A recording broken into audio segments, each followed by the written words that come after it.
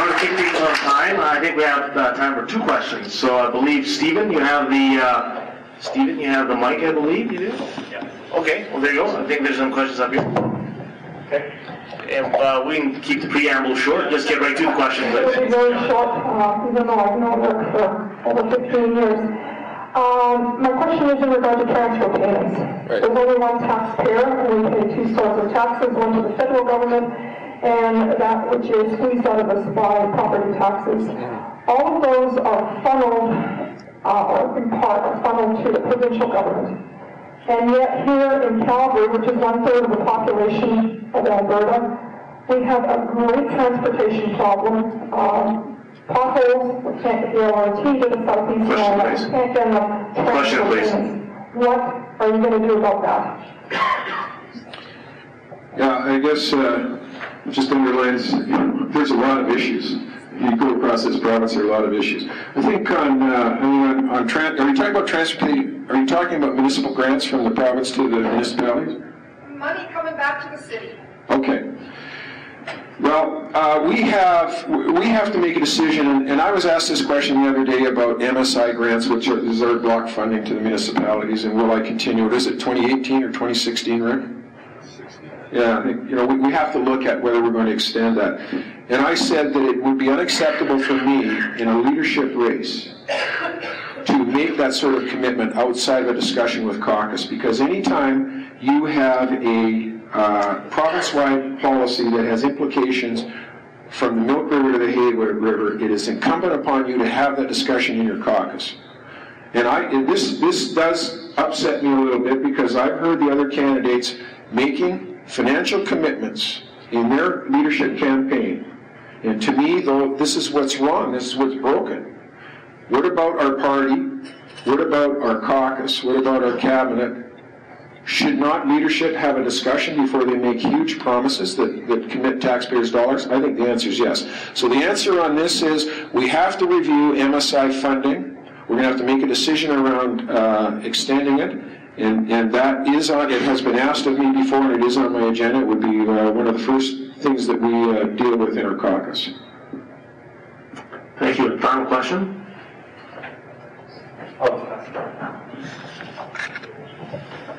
Lynn Weller from North Calgary, Nose Hill.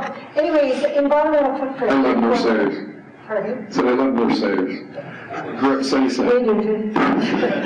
Anyways, how do you plan to steer the Alberta government to insist that the oil sands reduce, drain, or somehow treat those tailing ponds up there? They're only getting larger. I believe that pollution seeping into the Athabasca River, and I don't want to be Port Chip. Don't put it in bound. And so how are you going to erase that whole existence of the dirty oil image, which is reality, with the expansion continuing? Right. Well, there's a couple of problems around that. It's an excellent question. So here's the problem around it. Ralph Klein and Ed Stelmach made a decision that the market would determine oil sands development in the Fort McMurray area. I mean, it all sounds good, doesn't it? Let the market decide. But the problem is it's government's responsibility to keep up with infrastructure and environmental stewardship. So actually, the concept of letting the market decide is fine in the context of the market, but it's not fine in terms of environmental stewardship and infrastructure development in the region. We have some very good environmental legislation in this province. I will give this government credit and our party credit for environmental legislation. Unfortunately, it has not been enforced. Too often, the people that are responsible for enforcement look the other way. We can't have that. And you know why we can't have it? One of the principles of our party, environmental stewardship. So if we are looking the other way, we have people that are in our party who are in our party because they know that environmentally we are going to pay attention to sustainable development.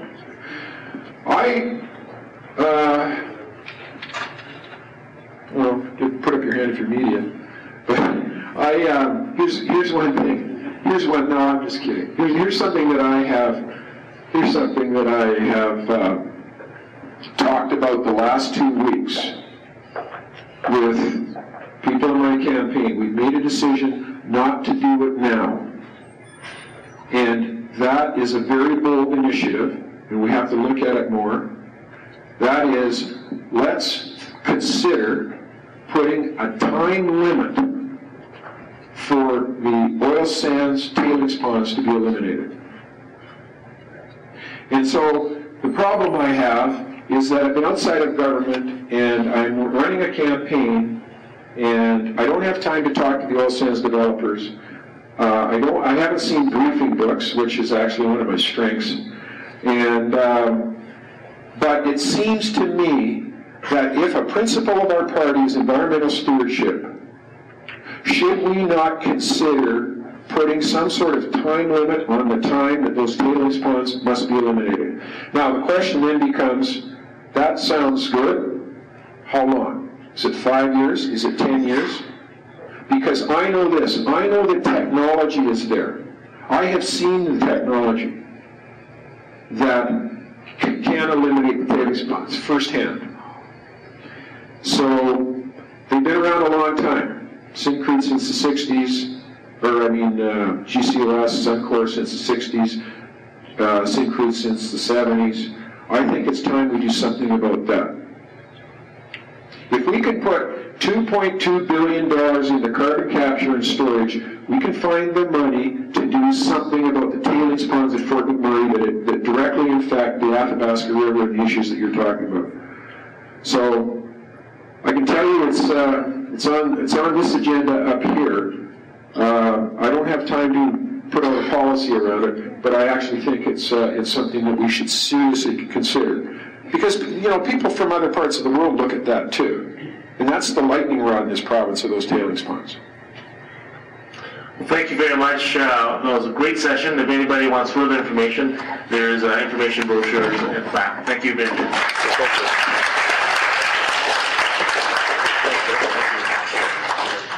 So if you want, you can refresh your copies and grab, there's still lots of pastries there, and we'll see our final candidate. And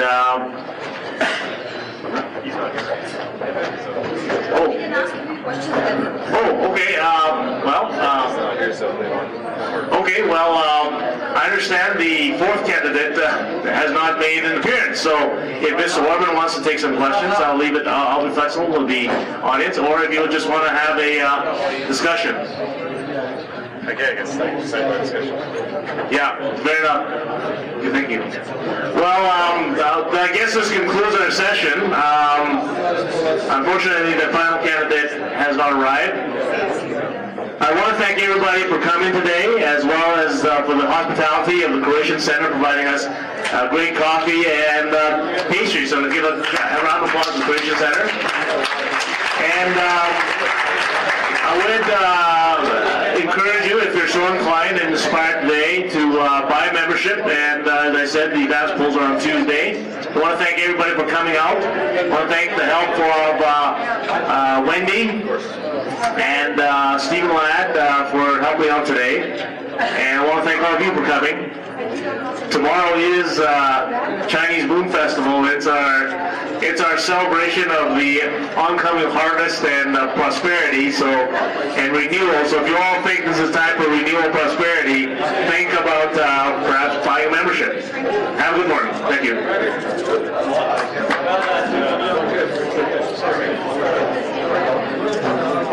For the three SACC presidents, if you're so inspired, let me know if you want to have a confab on the side here. Thanks. Question for you. Mr. Marr and Mr. Porter, what was the reason for not... Well, Mr. Marr's campaign declined. I emailed him multiple times. It's simply declined. And Mr. Orr's campaign I've had contact with school and they kept on sending me a response asking for my membership and send them a donation. So I don't think anybody actually needs their emails. This is a message. Okay. And Mr. Curtis was supposed to be here. I didn't show up. It was a no-show. No-show. Okay. That's all. Okay. Thank you. I was going to ask the same question. That guy was supposed to be done. Yeah. I was surprised. surprised he's not here. So, Who else is coming? Doug Griffiths has never showed, so Okay. he's supposed to come back. So, there's only 4 of us, so we don't have quorum, first off. So, well, I mean, we're 14. Well, yeah. Sure, why don't we do that? So, Yeah, I agree. yeah, we have a quick. Is there any plan for it?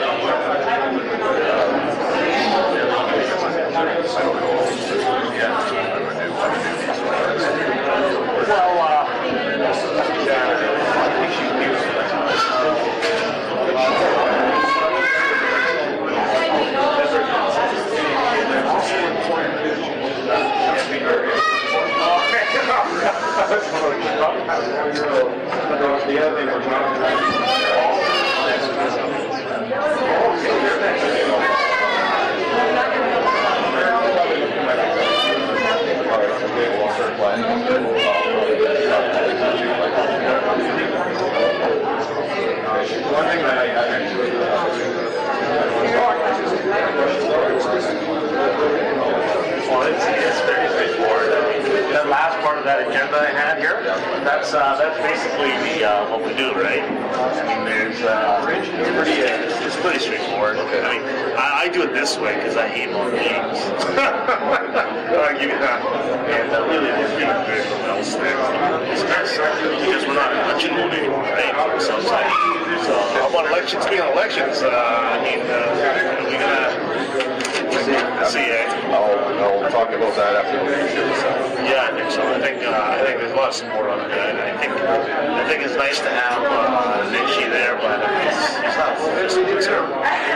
Whatever. I mean, what are we trying to do? Break up the city? Break back with the tax money? I mean, there's a lot of active conservatives on our EDAs, obviously. So there's the deal with the audience there. We can't spend our money still disparity. Jesus. Anyways, good. So what do you think? See, this was better, honestly. I didn't think this was a good idea when you guys did it, but as a newbie, I just supported you on principle. But now that I've changed my mind, because I was at the new thing the other night, the red and white club, and I thought that was more of a waste of time. It was better. Actually, that Gary said no. That's what's important. They said more structure. I didn't know. You didn't. You changed my mind. Okay. I didn't. I got your vote. You notice I didn't complain. No, but I said, okay, I'll go support John. But now I think it's a good idea. Change my mind. I said thank you. Thank you.